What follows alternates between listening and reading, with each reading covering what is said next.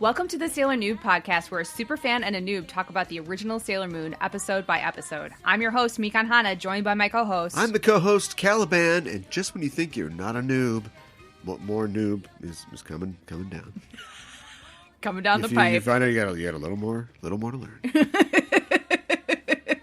Yes, definitely. We're a couple of magical people ready to moon crystal power make up this episode. Sailor Noob is brought to you by fabulous new toys! Just a little bit of more noob to go. Just when you think you got your head on straight. Yeah, I know. Something comes at you from the side. And you were like, what? Can I? What? What? Is this the Big Bopper speaking? I don't know why that got in my head all of a sudden. No, sorry. He's on the toilet. Can you give him a second? Oh, no. What? Will I what? Yeah, he's alone in there. It's just what he does all the time. Today we are talking about episode number 51. Atarashiki Henshin, Usagi Power Uppu in Japanese, a new transformation, Usagi's Power Up, the English translation, and the English title, Cherry Blossom Time. I'm going to top that. Yeah. In about 45 minutes, I'm going to top that. Well, it just reminds me of Suntory Time. It's Cherry Blossom Time. Sakura Time. Yeah, exactly. Yeah. Should we, do we want to talk about any of the new stuff before we get into the description? Or do we want to just dive in and then we can dissect it later? The new stuff in the show? Yeah. I think that's for dissecting later. Okay, all right. So, then I'm going to hand it over to you, Cal, for our wonderful synopsis. No, you gotta of this episode. You gotta run the buffalo down, and then you split it open and you use every part of it. Okay. Right? Yes. Although, like, the way that they use the buffalo, if there's certain parts they need, then it would depend on how you are going to take it down, right? Because one way to do it was like they would run it off a cliff. There were so many buffalo back then. That just doesn't it make it that much harder? Well, first of all, that's it's hard more because work for you. The Great Plains aren't known for their cliffs. But if you did have one, then you could like sort of run them off the cliff, and then it's like, spare the arrowheads, guys. We just made a big pile of buffalo. Yeah, I guess. But like, if you need femurs for some reason, maybe you don't want them all broken. Yeah, right. Oh, I did think you that's guys a valid run off the cliff? No, look right here. Look at this clipboard. I made a buckskin or buffalo skin. And it says, no, B goes off the cliff. A, we shoot them down. They're like, back to sorry. one. Let's do it again. Yeah, right, exactly. We need the buffalo to reset. Well, I'm glad that you didn't say a brief synopsis. This is not going to be brief. There's a lot to break down. I'll do my best. Yeah, there's a lot happening here. And as an effect of that, we open in the space room. No, panning to Juban Odessia or whatever. We're going right to the space room. And An is explaining an explanation in progress. An is explaining cherry blossom viewing to Ale.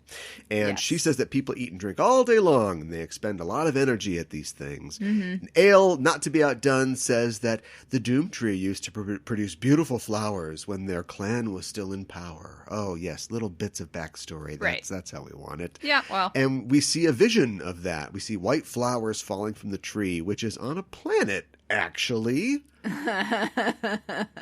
So this is their planet, I guess. I guess so. So maybe it wasn't what their planet was when at the TV studio, like I theorized before. Translation's weird, everybody. Yeah, right. He was just literally saying, "Welcome to my world, Grandma." I guess. Saying it was his world. But anyway, Ale's really jazzed about this idea, and he says, "Let's do it." Flash to Tokyo and the Tokyo Tower. Iconic, and even more iconic, the cherry blossoms are in bloom. The festival's in full swing, people are eating and drinking and having fun, and everyone is there. Miss Haruna is leading a field trip from Juman Jr., including Usagi and the Scouts, Naru, the Cats, plus An, and Minako. She doesn't even go here! Neither does Rei. Yeah. Umino has, he's saved a spot for everybody, which is like... Yep. Thanks. But it's a pretty good spot, and it turns out that he slept there overnight in a mummy bag to get the spot, and he says he did it for everyone, and for Naru, and Naru's like, for me? Ring, ring, ring. Hold on a second. Yeah, real life here. Don't do things like this. Girls won't like it. They'll think you're weird. And weird, like not, weird's not bad, but like not dateable weird. Okay, yeah. Love you too. Okay, bye. Sorry, the Big Bopper is speaking there. And... as if to put the exclamation point on my words of advice, Naru, like, contemplates him for a second. He's lying sideways in his sleeping bag, showing them just how it worked. His face is showing. And then she zips the bag up over his face. I know! And there's a moment where the soundtrack stops and everything stops and waits. And then she's like, let's have lunch. And everybody's like, yay! Lunch is had. Okay, wait, first we roll back a little bit of Naru's badassness because she lets Umino out of the bag and she's like, it's just a joke. Right. I'll tell you, something's got to give. Something's got to give someday. Someday Umino's got to contact Naru before school and say, don't come to school. Food. This should be a waistline viewing party. You know what I'm saying? Wow. So much food. Everybody's got a cool lunch, but Usagi has this misshapen onigiri that she made herself. Yep. And Rei gives her a hard time, but Usagi says, at least mine is homemade and not Rackdonald's fast food like yours. Right. I like Rackdonald's. I can go for a big rack right about now. But I mean, I don't know what it says about Rei. You get this, I think it's good that like not everybody has perfect bento boxes, but it's the saddest little short story that Rei lives with her grandpa and she has McDonald's for lunch. But anyway. Yeah, well, yeah, I mean, we can talk about it more later, I guess, if you want. Usagi pulls her most basic move and says, wow, Mako, your lunch looks so good. I know. And Mako's like, you can have some if you want. Works every time. I know. It reminds me of in Drunken Master when Fei Hong runs away, the Jackie Chan character. Yeah. And he goes to the restaurant. Yes. And he's like super hungry and he sits down by a stranger and he's like, whoa, is this all as good as it looks? And the guy's like, oh, there you go. Yeah, have some of that. Have some of that. And he starts eating it. All of this sequence is very stylized, by the way. I feel like I saw this coming and people were like, you're crazy. But this entire sequence is all done. There are all these little vignettes with the characters, but it's all over the backdrop, the stationary backdrop of the girl sitting under a tree. Yes. And so there's like action lines coming out of everything. A lot of the animations are just stock still animations. But then there's like, lightning bolts coming out of it. Yeah, absolutely. Naru gives Umino a lunch that she made for him. We're never getting these two away from each other. You do it to yourself, Naru. You do it to yourself. But if something works, you stick to it, and Usagi leans over Ami and Minako's lunches and say, oh, your lunches look so good. I know, right? And they're like, okay, you can have some. And she does. Yeah. Usagi turns to Natsumi, a.k.a. An, and says, hey, where's your lunch? And Natsumi says, I'm going to eat something delicious. And Usagi's like, oh, you're counting on everybody else's lunches like me. Sure. Rei says, no, that's just you, Usagi. You're just stealing food from everybody. And Usagi takes one of her stolen sandwiches and puts super hot on it. Super hot mustard? Super hot mustard. I guess, okay. Yeah, all right. yeah. She gives it to Rei, who's like, oh, well, that's nice. Because she's like, in a Roadrunner cartoon now. Yeah. And she takes a bite, and the show takes another little break. We just see and we hear the girls chatting over lunch in this like stationary image for a few seconds. And then Rei, like, breathes fire and yells, fire soul! And collapses. Usagi's loving it, but Rei immediately draws her into a cartoon fight, the kind that's just a cloud and feet and fists out of it. Luna and Artie look up from their cans of cat food and sigh, and Miss Haruna's like, this isn't school. I can't make them stand outside the festival with buckets of water on their heads. That's not how we do it here. And Miss Haruna says everybody gets an hour of free time, but Usagi points out, we're not in school right now. So, even though she just reminded herself of that. Usagi is like, hey, there's a dumpling booth. And Rei says, why would a dumpling eat dumplings? It's cannibalism. And they start fighting again. And as this is happening, we see Ale in human form behind a tree, watching Usagi. Yeah. And while she's arguing with Rei, the sexy sax music comes up. And he's like, beautiful. It's not creepy at all. I'll take your word for it, Kyle. I know. And Anne appears next to him, and she says what we're all thinking. Really? But he's like, no, I was looking at something else. I was just looking at the cherry blossoms. And she's like, sure. And they transform into their alien forms, and they draw forth a cardigan. And Ale begins to play a haunting song on his flute. Back at the fest, Naru is admiring the blossoms, and Umino shoots his shot, telling Naru she is more beautiful than the cherry blossoms. Before this can go anywhere, they see... here's what it says in my notes. The vision of a glowing tree with bare branches, then a circle of light opens under them, and cherry blossom petals shoot up out of it, enveloping them. It's a real blue sky beam situation. Miss Haruna arrives with some snacks, which is like, even if it's not school. But don't go on a date with your students. It's weird. And she sees them pass down on the ground, and every time this happens, she must think, oh, I'm fired. Right? Every time. Kids always passing out or disappearing or transforming into vicious monsters. Yeah. Well, anyway, behind her, a woman with pale skin, blue hair, and an ancient kimono appears. Haruna grabs her because she doesn't watch this show and says, "You got to get help." But she hasn't been on the show in a while. Yeah. The woman's eyes flash, and we get a scream from Haruna and another sky beam. At the infirmary or park station? Yeah, something like that. I think they're still at the park, and warming it's like an infirmary type thing. We see Haruna and Naru and Umino under blankets, and the park ranger says, "Oh, that makes 10. It's not sunstroke. Weird. I have no explanation." Which I'm sure is like a Japanese... There's probably a character that is, "I have no explanation." Right? That's a Japanese sentence. Usagi and the cats agree that it's the work of a monster. The girls are searching the clearing where they found the Naru and everybody else, and we see the ghost tree again. And the tree is the woman? It's a tree with a head and hands, is what I'm saying. The girls stand there like idiots. I mean, the show does this like slow pan across them to show... each one of them is like, right. I'm paralyzed beyond the capacity for rational thought. Yeah. But then it flashes back to the monster is going, "Roar!" And then it pans across them again, like a little faster. Right. And it goes back to the monster. "Roar!" It's like... It goes back to that, and it does it again. And they're all standing there. They're not transforming or anything.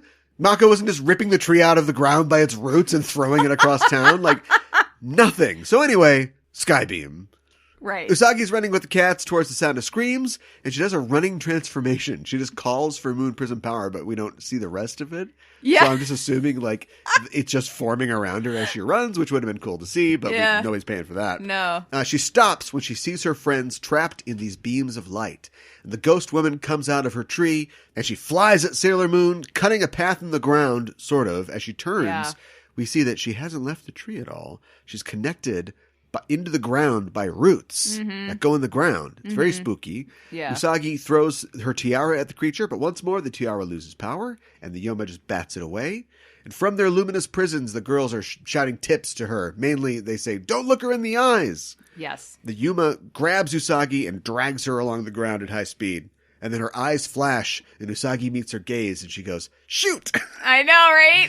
No idea what that is in Japanese. Her energy starts draining, things look bad, and on that note, the brooch on her chest starts to flash, and it, like, breaks, I guess? Yeah. And she untransforms. Yep. Like, her costume turns back into ribbons and, like, disappears, like you're running the film backwards in her transformation. Yeah. Which, big question now, do their costumes just form over their street clothes? Yeah, I think so.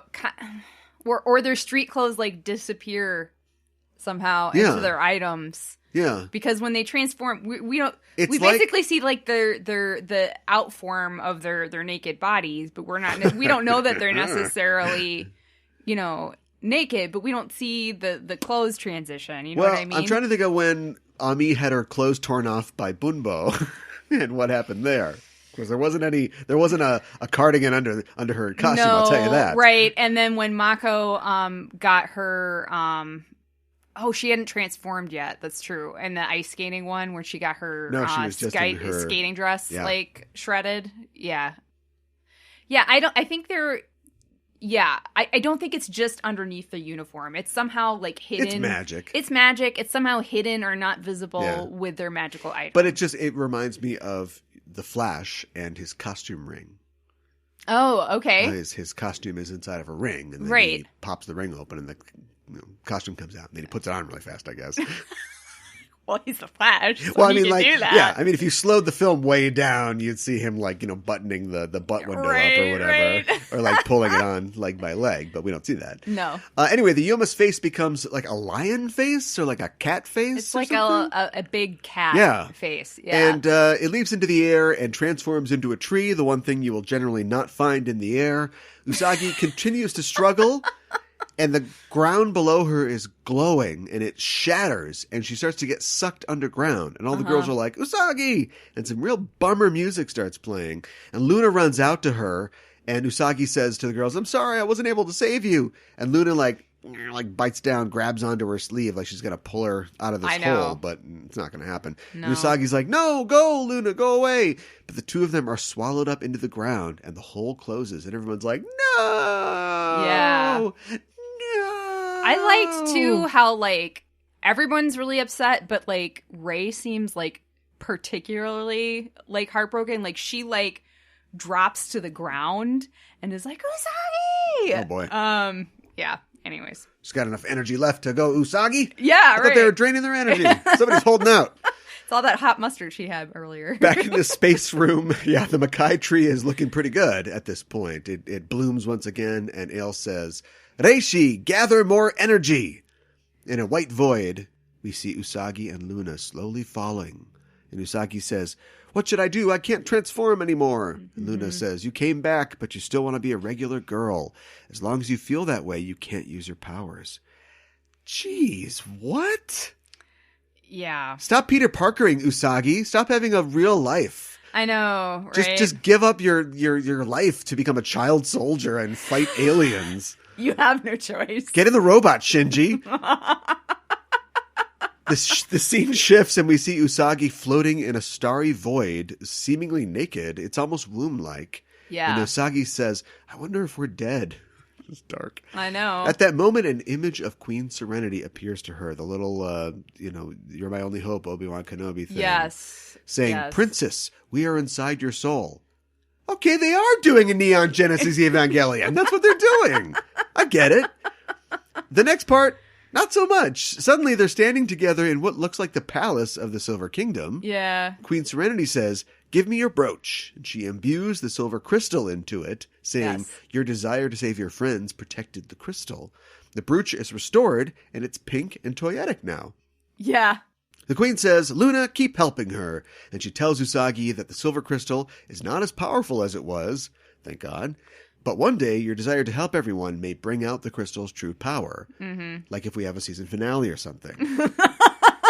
The queen, just thinking ahead. The queen tells her to say Moon Crystal Power Makeup. Yeah. Which she does, and she gets a much more energetic and brooch-focused transformation. Mm-hmm. She's spinning around, she's whipping up and down, she's holding her hands up to emphasize the brooch, but it looks like she's grabbing her boobs. Oh my gosh, I didn't think of it like that. It looks kind of weird. Do you say it brooch or brooch? I always thought it was brooch. Moon brooch boobin makeup. We'll road test that. Wow. Back in the park, the girls are now fused into a giant tree, and Artie stands alone against Reci. Yeah. Who, of course, shouts, Reci! Right. Artie's all beat up. He's like, this is no good. I'm not strong enough. No matter how many times I scratch her face, she won't go down. Yeah, right. I did want to see them scratch the tree person a little bit, because if you've ever had like a cat, like they will scratch a tree. They like that. Oh, for sure. Yeah. Yeah. Something weird happens. Mm-hmm. Now, something weird happens. The moon goes through like all of its phases at once. Like the actual moon goes, it goes from like the full to half crescent, new and back. And we hear Usagi say, spring roll, spring chicken, spring is in full bloom. She emerges out of the ground. She's just riffing on spring. Out of the ground she comes. Oh no, it's God Usagi, Usagi-sama. We don't want this. She says, how dare you interrupt cherry blossom gazing? You're worse than a drunk old man. In the name of the moon, I'll punish you. And Reci goes full Reci, which means her hands turn to small cherry bushes and she shoots petals at Sailor Moon. Yeah. Oh, no, not flower petals. That feels kind of good. Well, Usagi falls back against a tree and the petal stream hits above her head and it blows a chunk of the tree out. So it's like high pressure petals, petal washing. Yeah, right. I guess. Reishi's petal bushes become petal claws, which is very versatile. Yeah. And she, it tickles. And she dives at Usagi, but whap, she's hit in the face with a white rose, and the Moonlight Knight appears. Yes. Up in a tree. Yeah. He says, "It's a lovely night to view blossoms. They shouldn't be scattered by filthy hands. Go get 'em, Sailor Moon." And at this moment, the moon flashes, and the most toyetic thing of all comes flying out of it into Usagi's hands. The voice of Queen Serenity says, "Use the Moon Scepter and ignite the flame of hope for the future." Uh-huh. Okay. Uh-huh. Usagi says, "Moon Princess Elimination!" And a whole new song and dance comes out, and she hits Reci dead on. Cleansing, Reishi's no more. And I think this is just an animation reuse, because face it, a lot of new animation in this episode. But we see Ale and Ann back to back in a cherry grove, which I think is clipped from the earlier scene where they transformed into their thing. So they're supposed to be in the space room. And they say, "Looks like Reci failed." But they were at the tree before, right? I thought they were So they're at the just tree. sensing that she died, but I think they reused that animation from before. Probably. They didn't want to draw a new scene. That's okay.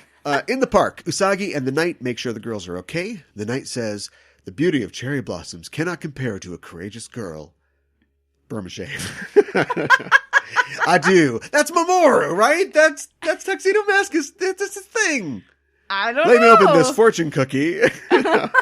Help, I'm trapped in a fortune cookie factory. I do. Yeah, right. Well, he's got a robot double or something. All the girls say, "Thank you, Sailor Moon." They say it very formally, like they're, "Hey, thanks." Right. They're saying thank you. Yes. And Usagi's touched. Then Rei says, "I mean, you could have saved us sooner." Oh, hell no! I know.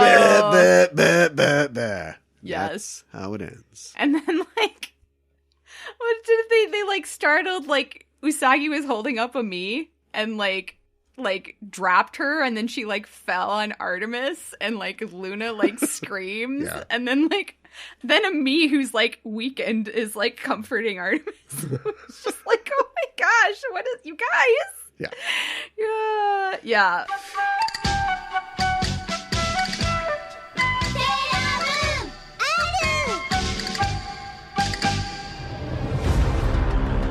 So Caliban, you finally show your face.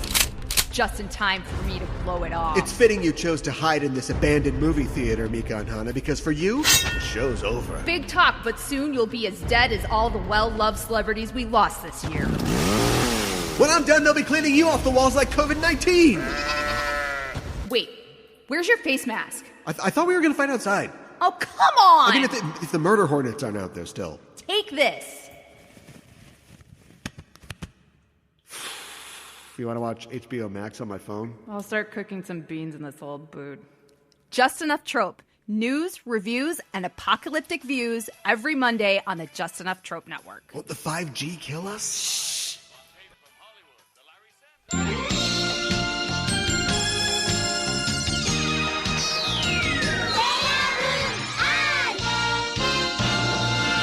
Today on Kyoro Muro, Curiously Looking Around, where we talk about elements of Japanese culture within the episode, we're going to talk about Hanami. So, and I'll explain what that is in just a moment. In this episode, Usagi and her classmates are enjoying the sakura blossoms and going on a picnic. This is actually called Hanami in Japanese. Hanami, which literally means flower viewing, so it's Hana, which is flower, and mi. You can add me to the end of, like, viewing and a lot of things in Japanese. Like, in the fall, for example, they look at the leaves turning colors and stuff like that. What's leaves? Oh, you did ask me. No, stop. How about ninja me? It's like you're viewing ninja, but you can't because they're invisible. You can't, 'cause Paradox. they're too fast. Yeah, right. So it's a Japanese traditional custom of enjoying the ephemeral beauty of flowers. Flowers, or hana, are in this case almost always referring to cherry blossoms or sakura, and less frequently plum or ume trees. From the end of March to early May, sakura bloom all over Japan, and around the 1st of February on the island of Okinawa, because, of course, it's subtropical, so it's a little sooner in the year. Ooh, subtropical. Yeah. Good word. I know. Yeah, they got a lot of stone fruit trees over there, don't they? They do. They do. We have to settle for, orange. Wow. Look at that tree. That one's yellow. And if you got a maple, maybe get some red in there. But yeah, they literally have trees that, there are flowers on the trees. Yeah, they really do. They have a lot. The blossom forecast, known as the cherry blossom front or Sakura Zensen in Japanese, is declared each year by the Japanese Weather Bureau and is observed carefully by those planning Hanami, as the blossoms only last a week or two. The exact time frame of the peak blossoms varies each year depending on the weather. In modern-day Japan, Hanami mainly consists of having an outdoor picnic beneath the sakura during the day, typically for lunch, or at night. Hanami at night is called yozakura, which means night sakura. Whoa. Yeah. Sakura nights. That's right. Exactly. One can observe Hanami by just strolling through a park or area that is sakura as well. However, a picnic is what is most traditionally thought of as Hanami. Yeah, food seems like a big part of it. It is. In many areas, such as Ueno Park in Tokyo, temporary lanterns are hung for yozakura, and on the island of Okinawa, decorative electric lanterns are hung in the sakura trees for evening revelers. The custom of Hanami is said to have originated during the Nara period, which was 710 to 794, when it was ume blossoms that people expressed admiration for. Plum. Yes. Exactly. I don't know. Oh, umeshi is plum wine. Leave it to me to know, huh? You know the plum wine. The alcohol. Yeah, and we'll talk about some more plum related things in a little bit too. But by the Heian period, which again was 794 to 1185, sakura became to attract more attention, and Hanami had become synonymous with sakura. Starting in this time period, in both haiku and waka poetry, flowers meant cherry blossoms. So whenever you saw the word flowers, what they meant was sakura. Huh. Hanami was first utilized as a word comparable to sakura viewing in the Heian era novel, The Tale of Genji. Although a wisteria viewing party was also included, the terms Hanami and flower party were later utilized only in reference to sakura viewing. Apple blossoms, kind of. Yeah, and we have there's apple blossoms. Magnolias. Yes. You gotta go deep in the woods if I one of those, right? Yeah, more south too. It's not all Orchids over the grow country. on trees. That's true. That's true. Okay, Japan, you win this one. I know, right? But you shouldn't have given us a bunch for Washington D.C. Then, Well, they definitely did do that.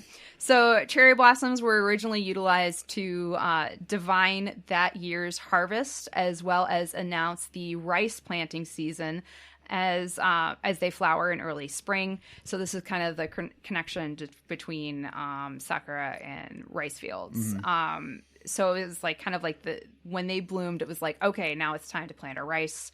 Guys, get the rice. Right. But people believed that kami lived inside the trees, and they made offerings to them. Afterwards, they took part in the offerings with sake. Sake is still a very popular drink to partake in today while enjoying the sakura. Well, you're planting the rice for some reason. Yeah, right. Emperor Saga of the Heian period espoused this practice and held flower viewing parties with sake and food underneath the blossoming sakura trees in the imperial court in Kyoto. Poems would be written paying tribute to the sakura, which were seen as a metaphor for life itself, dazzling and alluring, yet transient. Very poetic. Yeah, I can see that. Hanami was originally restricted to the elite of the imperial court, but soon expanded to the samurai class, and by the Edo period to the common people too. Tokugawa Yoshimune, who was the shogun from 1716 to 1745, planted areas of sakura trees to promote this. So he really wanted everybody to partake in Hanami. The teasing proverb, dumplings rather than flowers, or Hana Yori Dango, hints at the real preference for most cherry blossom viewers, meaning that people are more interested in the food and drinks that go with the Hanami party than actually viewing the sakura. The proverb itself can be taken far less literally and essentially means that people are more interested in the pragmatic rather than the aesthetic. Just a quick mention, the anime manga live action show Hana Yori Dango has been translated into English as Boys Over Flowers. So I guess in this instance, boys are the more interesting and practical of the two. But I've seen the live action show. It's really good. I enjoy it. It should be mentioned that not only is this custom something that Japanese people enjoy, but many foreign tourists also come to Japan to partake in Hanami. Thousands of people fill the parks and temples to hold picnics under the sakura trees, and sometimes these parties go on until late at night and can sometimes get kind of noisy. This is at least partially due to the drinking, which some people do in excess, which is maybe, the drunk old man comments from the show. What happened to you, Naoko? Yeah. What happened when you were young? People also play and listen to music and play card games with each other. Some special dishes are prepared and eaten at the occasion, like bento and dango.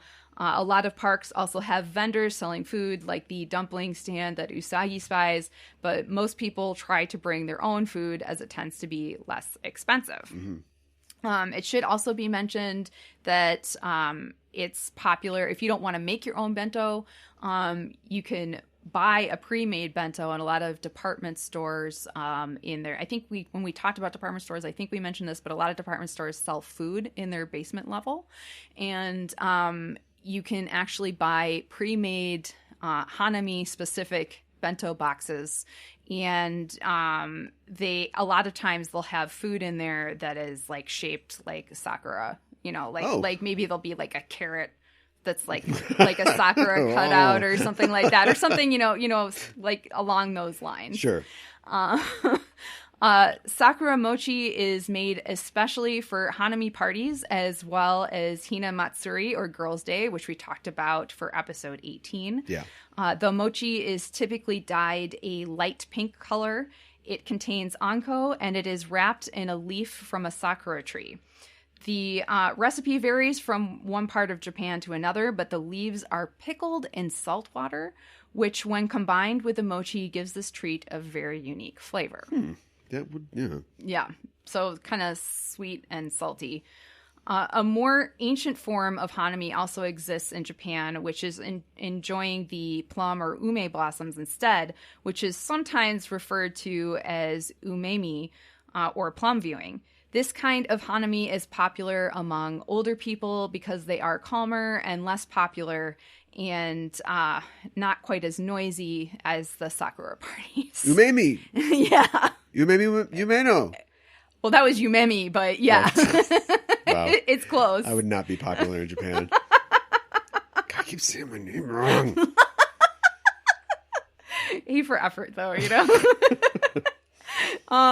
In over half of Japan, the cherry blossom days come at the same time as the beginning of the new school year and work after vacation. And so welcoming parties are often held with Hanami. So, this is maybe another reason why they don't necessarily get time off for school, because they just had spring break and it's also the beginning of the new school year. Okay. So this is a full-on, they're just going like on a Saturday or a Sunday or whatever. They're like, the teacher's like, I'm going to take these girls out. In the episode, they get it off because Ami asks Haruna Sensei, like, how did you get the okay from the principal? So even in Japan, this is not unusual thing. People go to the parks to get the best places to celebrate Hanami with friends, family, and company coworkers. You have to go very early in the morning if you want to get a good spot under the sakura, especially if it's on the weekend. And people typically stay for several hours once they're there to enjoy their picnic and the view. So going the night before, like Umino did, is a little extreme to say the least. Well, but only slightly. Most people who do Hanami in Japan either bring a blue tarp or a picnic blanket to claim their spot, and it is popular to do this way before the party is held. It is common to designate someone to reserve your spot under the sakura for your party. If a company is planning on doing Hanami together, they will typically assign their most junior member for this task. Oh, sure. Yeah. So get out there, Kohai. Yep. It tends to be very cold in the early spring still, so it is recommended to dress in layers and bring hand warmers if possible. Fun fact, the first commercially manufactured hand warmers were invented in Japan in the early 1920s. Some good Hanami manners. Respect the trees. Do not tug on or shake branches. Do not pick sakura. Don't climb the trees. Don't stand on the tree's roots. Clean up after yourself. I was thinking of the Mad Men episode where they have the picnic and then they just leave everything there. Yeah, right. Don't do that. Note that some parks in Japan do not have garbage cans. Bring garbage bags with you and be prepared to take it home. Research and respect local rules. Rules vary from park to park. Many parks do not permit barbecuing. So if you're planning on doing that, make sure you can. Some have a curfew in the evening, and some do not allow alcohol. And of course, in 2020, traditional Hanami season events were canceled and tourists did not come to Japan due to COVID-19. Yeah. I, unfortunately, have never been in Japan during spring, so I have never participated in Hanami. It is a goal of mine to participate, and I highly recommend that if you get the chance, you experience Hanami. When I went to a temple on New Year's Day, as it's traditional to do in Japan, and pray for the first of the year. Sure. And I was there with my Japanese conversation partner and her family, and there was this one tiny ume tree, and it was already in bloom in the first of January. I have a picture with it. So I was super excited. I was like, oh my gosh, this is amazing. So that's the closest I've gotten to Hanami. Itadakimasu with Usagi. What did Usagi eat in this episode? So there's a lot of food in this episode, especially because a big part of it is the picnic lunch during Hanami. We can't go over all of it, but I thought that we could talk about rice balls, or onigiri in Japanese, especially because Usagi made some really messy looking ones. We do see some nicer ones in the bento boxes, some of which include faces made out of nori, which is really super cute. And I've seen stuff like that before, so that's really fun. So onigiri, also known as omusubi, although I don't think it's quite as common, and it's kind of depends on the region as far as that goes, but is a Japanese food made from steamed white rice formed into triangular, ball, or cylindrical shapes, and often wrapped in nori or dried seaweed. Mm-hmm. Onigiri means rice ball in Japanese. The word onigiri refers to nigiru, or to mold, in this case, rice, in one's hands. Yeah. So traditionally an onigiri is filled with, pickled ume, also known as umeboshi. And ume is a Japanese plum, of course. Umeboshi literally means dried ume in Japanese. They are pickled or brined ume. Although they are called Japanese plums, they are actually more similar to an apricot. And, they are extremely sour. Another traditional variation is salted salmon or any other sour or salty food filling as a natural preservative.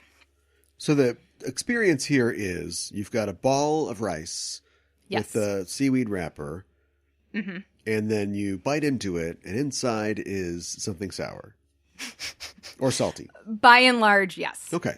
For the most part, yes. All right. That's the general gist of what you're getting, yes. Most Japanese convenience stores offer onigiri with a variety of flavors and fillings. There are even specialized shops which only sell onigiri for takeout. The most common onigiri are umeboshi, shake, which is salted cooked salmon with a crispy skin, which sounds delicious. Okaka, which is bonito flakes. And bonito flakes are dried, paper-thin shavings of dried, fermented, and smoked shipjack tuna, which is part of the tuna family and is sometimes referred to as oceanic bonito, which is why they're called bonito flakes. It's not actually... There is a fish called bonito. That's not what the bonito flakes are made from. We didn't flake this bonito yeah, right. for you. And then to make the okaka, the bonito flakes are then moistened with soy sauce. So that's what that is altogether. Kombu, which is simmered kombu or edible kelp. So this is kind of like more chewy. It's not quite seaweed, it's more fibrous. And of course, tuna mayo, which is canned tuna with Japanese mayo. And tarako, which is salted cod roe. Another popular variation is yaki onigiri. Yaki onigiri are grilled rice balls that are typically glazed with either a soy sauce or miso sauce and then grilled, which creates a crispy outside and a soft, sticky rice on the inside. Yaki means grilled in Japanese. So yaki onigiri can be made with filling but are typically made without. Traditionally, they are made over a charcoal grill, which adds to the smoky flavor, but they can be made at home either with a charcoal grill or a cast iron pan. Okay. There's a lot of different tastes going on here. It's a very versatile food. Today there's a much wider variety of onigiri fillings. Yeah, Sour Patch Kids. Yeah. Oh no. Gross. People have gotten more creative with options. It is a resourceful or creative way to utilize any leftovers from a previous meal, like shrimp tempura or chicken karaage. Some onigiri also utilizes mixed rice or takikomi gohan. This is rice typically made with soy sauce and whatever vegetables and meat that you want instead of plain white rice. Other onigiri rice variations include fried rice or okawa or kawa meshi, which is glutinous rice steamed or cooked with meat or vegetables.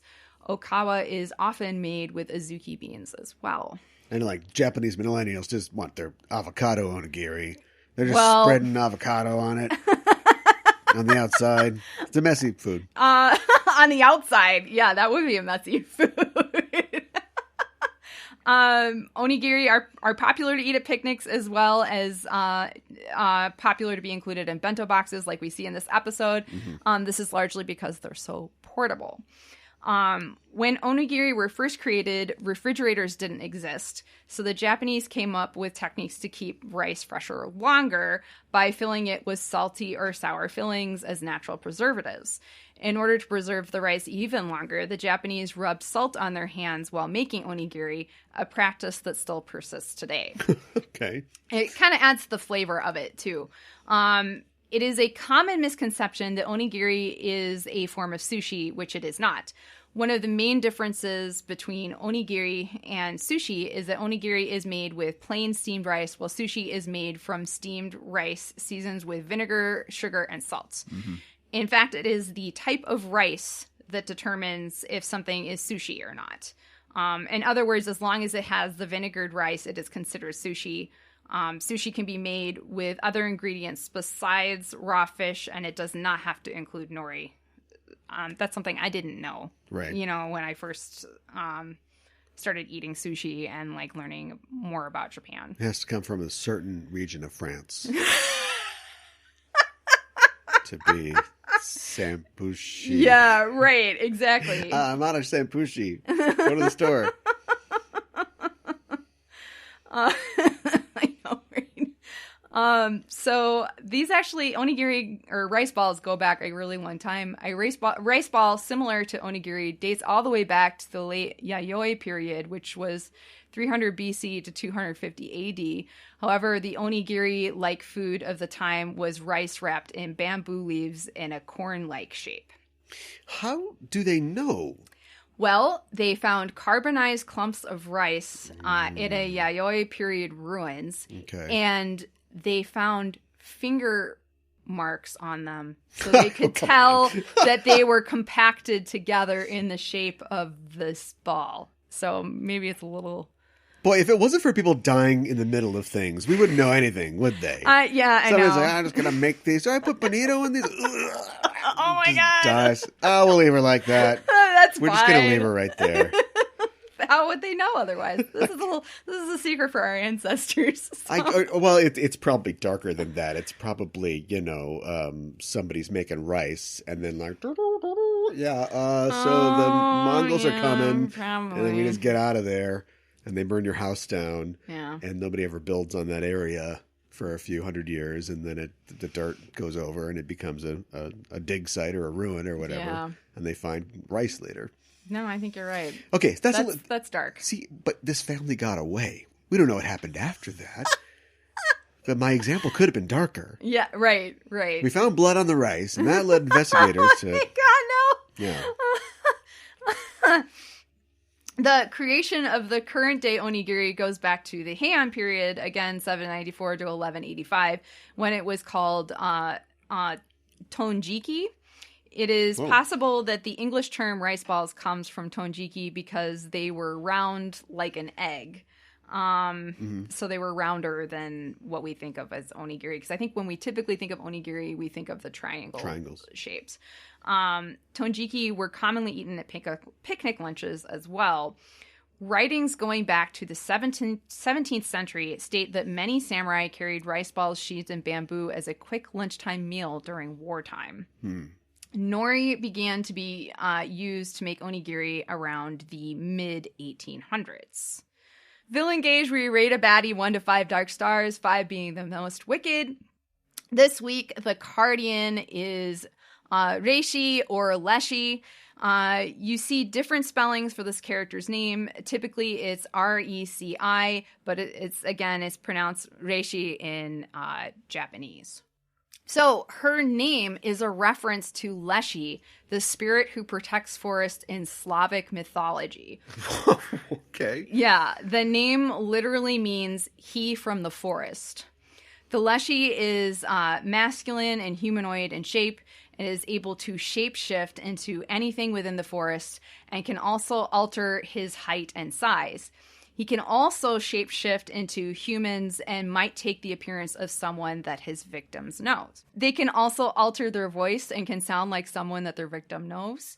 A Leshy is sometimes portrayed with claws, horns, cloven feet, and accompanied by packs of wolves and bears. The Leshy's appearance... This is a side hustle. I know, right? A bear walker. The bear walker. There's so many bears. I like that, you gotta right? keep them straight. Yeah, I know. Speaking of... I just saw that there's this town in Japan that's having a lot of really bad bear attacks, and so they created robot wolves. Two robot wolves in their forests to keep them. I know. That's amazing. Moon Tiara extra. So, anyways, I'd give him a 5. Yeah, right. The Leshy's appearance is frequently depicted as being very large humanoid and having elements of the forest that he protects, like skin that looks like tree bark and a beard and hair made out of greenery. He is known by some to have an inclination to lead travelers off the path in the forest and kidnap children and young women. He is, however, also known to have more unbiased temperament towards humans, depending on the actions and attitudes of individual person or local population towards the forest. Leshy could take children who were damned by their relations, especially their parents, away to live with the forest people. So I guess you get a better life if you live with forest people. I don't know. Food's not as good, but yeah. Some would therefore describe him as more of a mercurial or mischievous being, like a fairy, than evil. A lot of morality in Slavic creatures. Yeah. It seems like. I feel like some of that is, in what I read, it seemed like some of it was kind of the more demonic features that like the hooves and stuff like that. Oh, sure, yeah. That like when Christianity rolls in, everything gets messed up. Exactly. That was a lot added of on by Christianity. You leave me alone, I'll leave you alone type stuff. Gotcha. Or like somebody's cruel to their kids, and so I guess child protective gnome services are going to come in and just take them away. Like a lot of like sort of social moray kind of morality seems to be built into the monsters. Yeah. But then once you replace that with like Jesus stuff, it's like all the monsters bad. That one's a devil. You know, that one's got Well, like there's one after Christianity got mixed in with all of this. There is like one thing that said that Leshy are born from the union of a devil and a witch. Whoa. And it's like, wow, okay. So you're saying they're bad. Is what you're saying. You're saying you're racist against right? Multi-racial species kids. Pretty much. Each forest was said to have its own Leshy. If there was more than one, they could fight over the territory. The evidence of this was said to be with fallen trees and frightened animals. Leshy turf war. Yeah, right? I've seen it a million times. But they like in some stories, they were known to have wives and kids too. So okay. I don't know if their wives and children had powers. No, or we not. don't bring their personal lives into it. Right. The Leshy are partial to trees and are said to be heard crying when one is cut down. Oh no. Yeah. So I think that's particularly interesting considering that our Cardian that's her namesake. Well, I think it's particularly interesting that we've had a lot of like mythological creatures so far. I think that's on purpose. We are mining with Ale and On the myths. Yeah. And again, I point out, as I did at the beginning of our coverage of Sailor Moon R, do they have myths on this planet that they come from? Apparently they do. Or does headcanon, like when you come to a planet that's inhabited and you've got a handful of Cardians or whatever, do the Cardians do they read the collective unconscious of the people of the planet? They tap into the psychic network and say, what are these people afraid of? Maybe they're afraid of Minotaur. They're afraid of Leshy. They're afraid of monsters screaming their names at them. Which is pretty much what we've gotten so far. Lions with boobs. Yeah, right. Terrifying. I know, right?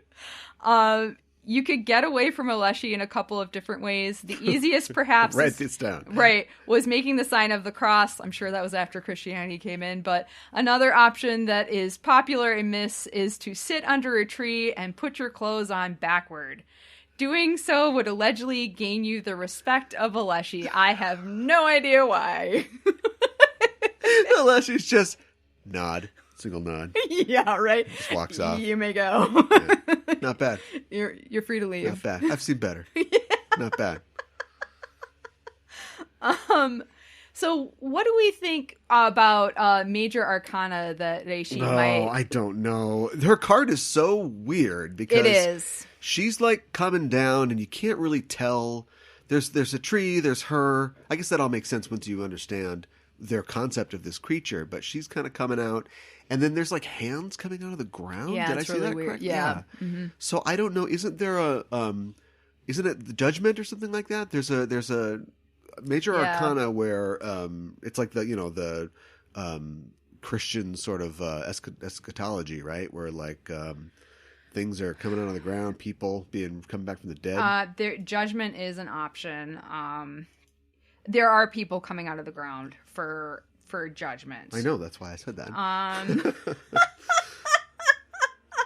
I mean, I guess it just means I'm judging you. Well, it also means the resurrection of the dead. Yeah, I could see that. Usagi herself goes through something of a transformation. That's true. Here. Well, maybe that would be a good one. I was thinking the Empress, just because she looks kind of like she's a noble woman. And she has her clothes because it's, if the flower viewing party took off it's the time of Genji, then that'd be the Heian period, right? Is that why she has those clothes? I think so. Flower viewing became really popular during the Heian period. This is when Hanami, it became to be recognized, like you said, with the Tale of Genji. Her overall Do you got overalls? No, Ray does. But her overall look is definitely inspired by the Heian period, and it probably is what you're saying. It's a nod to Hanami's roots, if you will. So let's talk about her appearance real quick. She appears as a human woman at first, and I mean, she's a little ghostly, but she's more or less seems normal. In this form, she has skin the color of white snow. This could be a reference to the popular beauty trend during the Heian period of Japanese women utilizing heavy rice powder to paint their faces and necks white. This white powder was called oshiroi. This trend came over from the courts in China.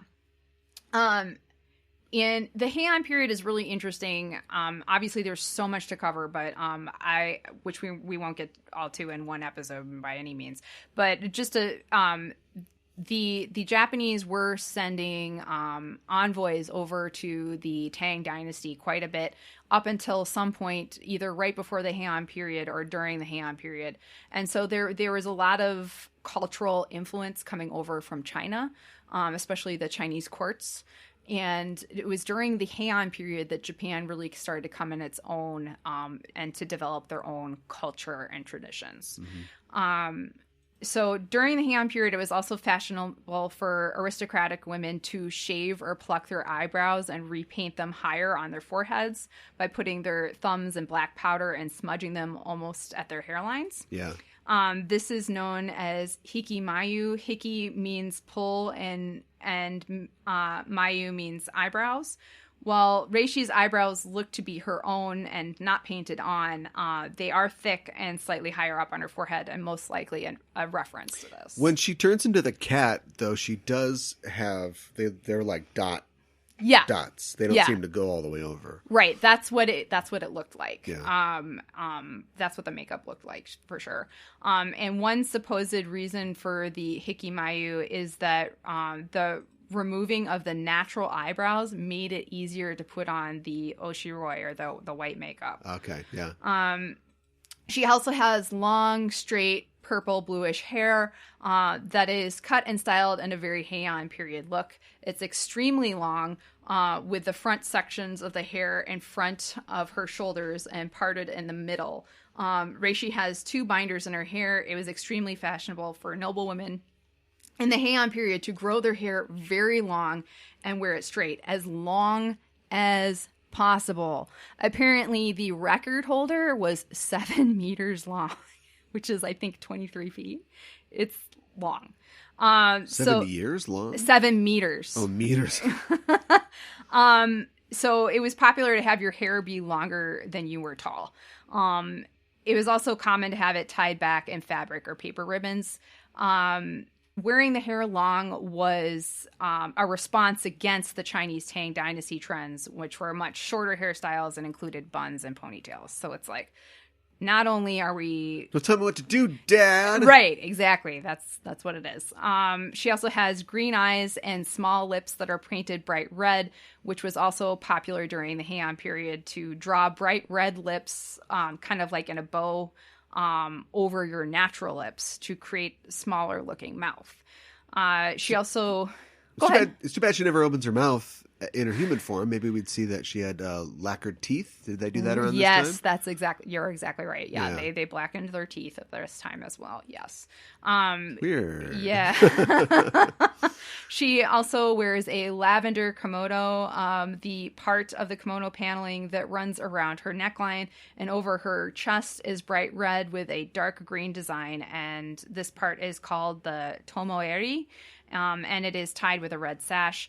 Obi were not worn until the Muromachi period, which was 1336 to 1573. So technically, it's not an obi. Mm-hmm. The length and the shape of the sleeves of this kimono, I feel like makes it recognizable to be from the Heian period because it gets significantly shorter after the Heian period. Mm-hmm.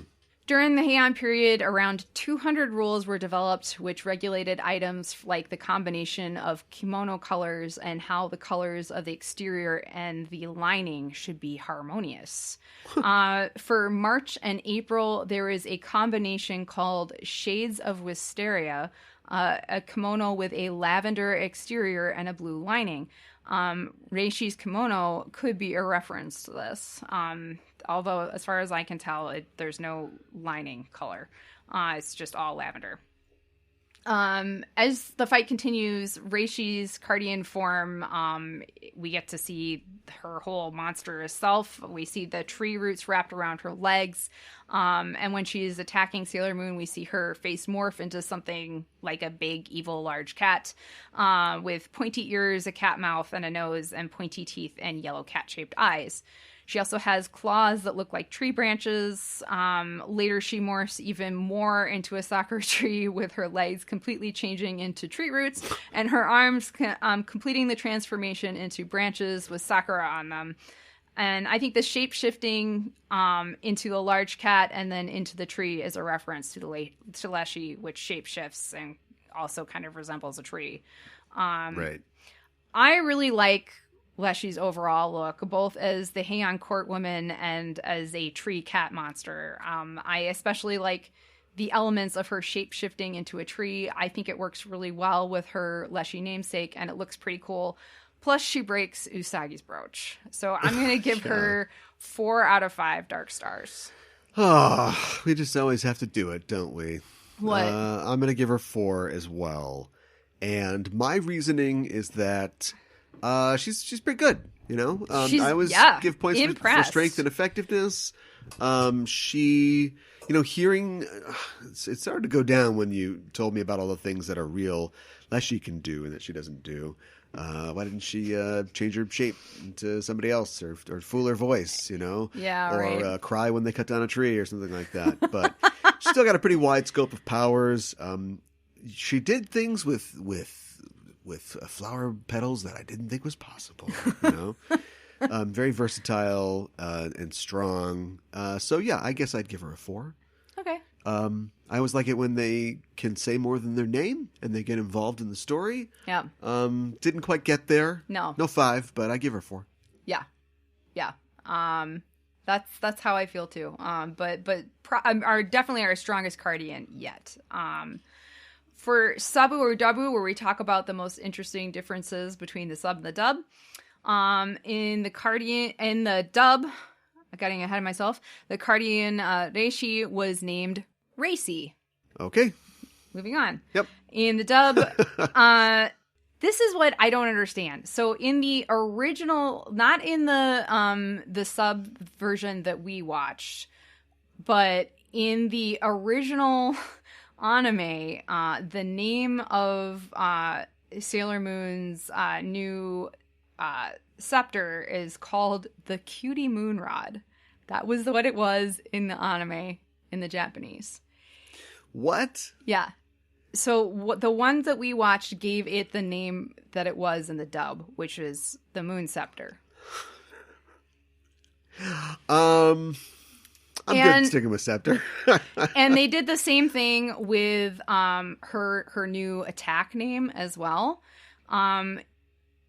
So in the original, it wasn't. It was Moon Princess Halation. Halation? Halation, which means like spreading light. The spreading of light beyond its proper boundaries to form a fog around the edges of a bright image in a photograph or on a television screen. Right. So it's like spreading light. We're dispelling evil. Right, but that's a very new word. That word came out in like the mid to late 19th century with the invention of photography. Yeah, I understand that. I don't like that. Oh, okay. So in the dub, it was Moon Princess Elimination. In the dub, the scene where Naru zips Umino up in the sleeping bag, that was cut. Of course. The later scene where Naru apologizes to Umino for zipping him in the sleeping bag was also cut. The scene where Rei gives Usagi a hard time about how bad her rice balls look, and Usagi shoots back that at least she made her own lunch was cut. The scene where Usagi gives Rei a sandwich and very spicy mustard, along with Rei's response, was all cut. What makes up the episode? They're cutting everything out of the episode. I know. What'd they even do? I don't. Lana, Ale, and Ann standing back to back in a cherry tree grove, I guess. Yeah. I think they sometimes they end up reusing animation sometimes. Yeah. And but they significantly cut this the picnic scene down. I think maybe because it seemed mean and they didn't want to encourage kids to play pranks on each other, even though they're freaking kids. It's totally mean. I know, but it's hilarious and it's amazing. In the original, Seijiro watches or Ale watches the group in the distance, unnoticed by everyone except Natsumi. The conversation over this was about Usagi spying a dumpling booth. In the dub, this entire conversation was changed. Serena sees Alan and she talks about how Alan is always watching her and how he shows up everywhere she goes, and she's beginning to think that he is following her. It's weird. Thanks. Yeah.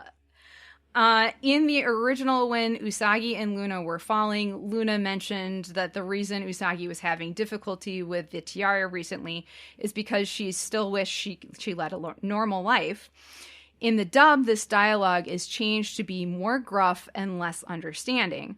Luna says, "Face it, Serena, you just didn't feel like being Sailor Moon today, did you? Well then, that's your problem. As long as you feel that way, you can't be Sailor Moon." Which is just like... wow. Yeah. In the dub, the scene with Queen Serenity was changed so you did not see the side view of Usagi's breast and butt, which I didn't even... When they're inside of her soul. I know. We are right. in your soul. There's a lot of empty candy wrappers in here. Yeah. So what they did to change this is when the shot began to zoom out, the dub altered it to an earlier shot of Usagi's face. Sure. And then a still of Queen Serenity. Yeah. A still. Yeah. I am this talking, picture is but talking it's not to moving. All right. So now we are up to our rating. I really like the entire picnic, especially Naru zipping Umino in the sleeping bag and the exchanges between Usagi and Rei. I like that Usagi gets new items and a new transformation. This is like a near perfect episode for me. So I'm going to give it 4 out of 5 roses. This is near perfection. 4 stars. I almost want to give it a 5. I don't know why I don't want to give it a 5. Well, that's up to you. Yeah. So for my rating, I'm going to go for 4. And here's why. I feel like I'm waking up. Like the Sakura trees. I'm warming up. And things are going to fall off me. That's where the metaphor ends. The point is... No, I said like. It's a simile. This is a great episode. It is. But I don't feel able to go to 5 because I'm still warming up. You know what I mean? You'll have to keep viewing me and see what happens. It was a great use of timing in this show. I love some of the comedy bits. I love that the show is getting braver with its staging. When you go back to the first episode, it really is just, I'm a cartoon character, power, and a cat going, do this. And it's very traditional, and the show is getting more stylized. The show is trying more things. And this is the early 90s, right? So we're still writing the book of like anime conventions and things like that. So yeah, I mean, you got to give the show credit for all that stuff. 4. But I don't want to give it too effusive of praise. Light can also effuse through perhaps a halation. But I'm not going to go to 5. There's great pacing. I love the fact that even though they're fighting this gigantic monster, and even though they've got an entire buffet of food to get through in their viewing party, she transforms literally at the ad break. Yeah. Like it is half... fun time Usagi time. Yes. Sakura time. and then it's all monster, and and we managed to squeeze new powers and new items and everything in there at the end of it as well. So I mean, like that's perfectly balanced, as all things should be. Yes. Wait, is it Sam Elliott Thanos now?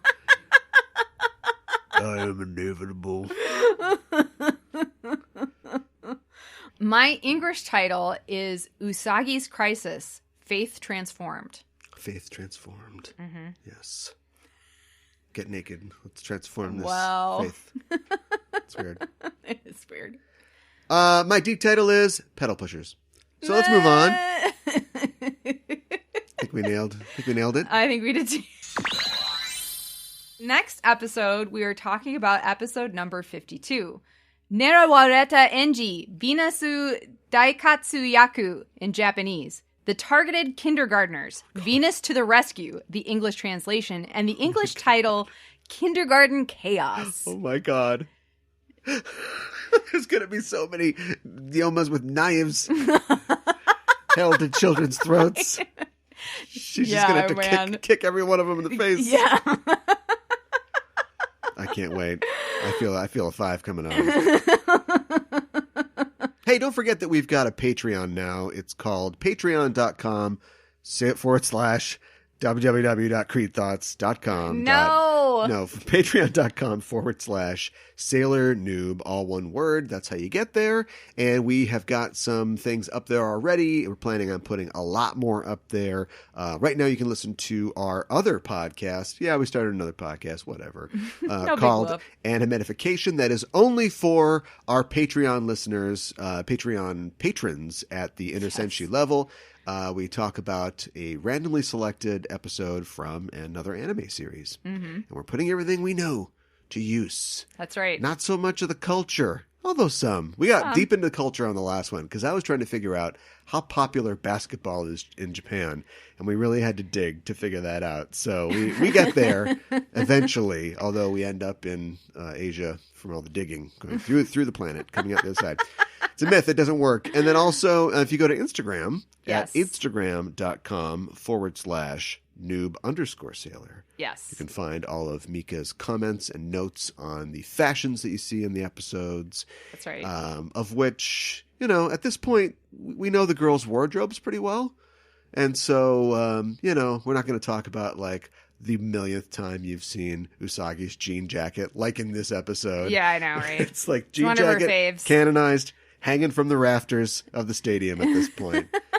But yeah, anything new that comes up definitely shows up there. And also we share memes and fun stuff up there too.